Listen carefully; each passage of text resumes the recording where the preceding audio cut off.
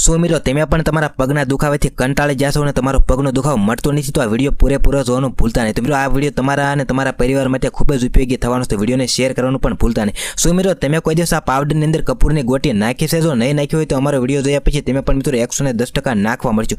સૌથી પહેલાં મિત્રો તમારે કપૂરની ગોટી લેવાની છે ને કંઈક આવી રીતે તમારા હાથમાં મસળીને આ પાવડરની અંદર તમારે કપૂરની ગોટી કંઈક આવી રીતે નાખી દેવાની છે. કપૂરની ગોટી નાખ્યા પછી મિત્રો તમારે શું કરવાનું છે? કપૂરની ગોટી નાખ્યા પછી મિત્રો તમારે કંઈક આવી રીતે કપૂરની ગોટીને મિક્સ કરી લેવાની છે. કપૂરની ગોટી નાખ્યા પછી મિત્રો તમારે આની અંદર થોડો કમથો સૂનો નાખવાનો છે. તમે વિડીયોમાં જોઈ શકો છો એમ તમારે પણ મિત્રો થોડો કમથો આની અંદર સૂનો નાખવાનો છે. સૂનો નાખીને મિત્રો તમારે શું કરવાનું છે? જે મિત્રો તમે સૂનો નાખ્યો છે એને તમે જે પાવડર અને કપૂરની ગોટી નાખ્યો છે એને મિત્રો તમારે સરખી રીતે કંઈક એવી રીતે હાથ વડે મિત્રો તમારે મિક્સ કરી લેવાનું છે. તમે જેમ વિડીયોમાં જોઈ શકો છો જેમ દાદા મિક્સ કરે એમ પણ તમારે મિત્રો 20 થી 25 સેકન્ડ સુધી મિક્સ કરી લેવાનું છે. હવે મિક્સ કરી નાખ્યા પછી મિત્રો તમારે થોડું કમથું આની અંદર દેશી મધ નાખવાનું છે. તમે વિડીયોમાં જોઈ શકો છો એમ તમારે દેશી થોડું કમથું મધ નાખી અને ફરી પાછો મિત્રો તમારે આંગળી વડે કંઈક આ બધી વસ્તુને તમારે મિક્સ કરી લેવાની છે. તમે વિડીયોમાં જોઈ શકો છો એમ તમારે પણ કંઈક આવી રીતે મિક્સ કરી લેવાનું છે. અને જ્યાં સુધી મિત્રો બધી વસ્તુ એકદમ સરખી રીતે મિક્સ ન થાય ત્યાં સુધી મિત્રો તમારે કંઈક આવી રીતે મિક્સ કરતું રહેવાનું છે. તમે વિડીયોમાં જોઈ શકો છો આપણું મિશ્રણ એકદમ મિક્સ થઈ ગયું એવું લાગે છે. મિત્રો તમારે પણ કંઈક આવી રીતે 20 થી 25 સેકન્ડ સુધી મિત્રો તમારે કંઈક આવી રીતે મિક્સ કરી લેવાનું છે. મિત્રો તમે જોઈ શકો છો આપણું મિશ્રણ એકદમ મિક્સ થઈ ગયું છે. હવે મિત્રો તમારે શું કરવાનું? હવે મિત્રો તમારે જે જગ્યાએ આપણો દુખાવો હોય એ જગ્યાએ મિત્રો ઉપર તમારે મિત્રો કંઈક આવી રીતે મલમ લગાડી દેવાનું છે. પણ મિત્રો વિડીયોમાં આગળ વધતા પહેલા તમારું નામ ને તમારા ગામનું નામ તમે કોમેન્ટ કરવાનું ભૂલતા નહીં,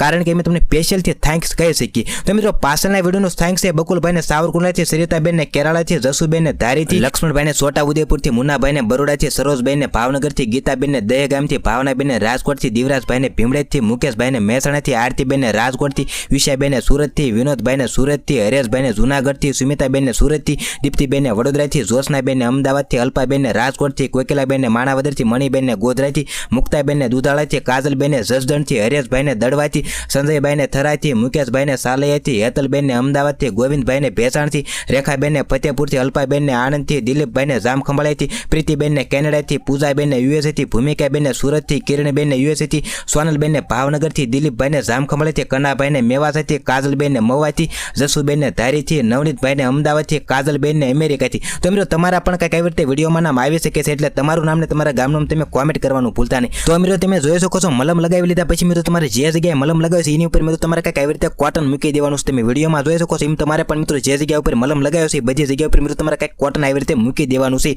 અને કોટન મૂકી દીધા પછી મિત્રો તમારે શું કરવાનું છે? કોટન મૂકી દીધા પછી મિત્રો તમારે જે જગ્યા ઉપર કોટન આપણે મૂકી દીધું હવે મિત્રો તમારે કંઈક આની ઉપર આવી રીતે પાટો બાંધી લેવાનો છે. તમે વિડીયોમાં જોઈ શકો છો એમ તમારે પણ પાટો બાંધી લેવાનો છે. ખાસ વાત એ કહેવાની કે આ દાદા સેવાનું કામ કરે છે એટલે દાદા માટે વિડીયોને લાઈક કરીને શેર કરવાનું ભૂલતા નહીં. મિત્રો ગમે તેવો તમારો પગ દુખતો હોય કે મિત્રો તમારે પગ મસ્કોડાઈ ગયો હોય તો મિત્રો એક પાટે મિત્રો તમારો પગ મિત્રો એકદમ સરસ થઈ જાય છે અને પગ પણ મટી જાય છે. તો મિત્રો ફરી પાછો કહું છું કે તમારું નામ ને તમારા ગામનું નામ કોમેન્ટ કરવાનું ભૂલતા નહીં અને વિડીયો પસંદ આવ્યો હોય તો લાઈક કરીને શેર કરવાનું પણ મિત્રો તમે ભૂલતા નહીં.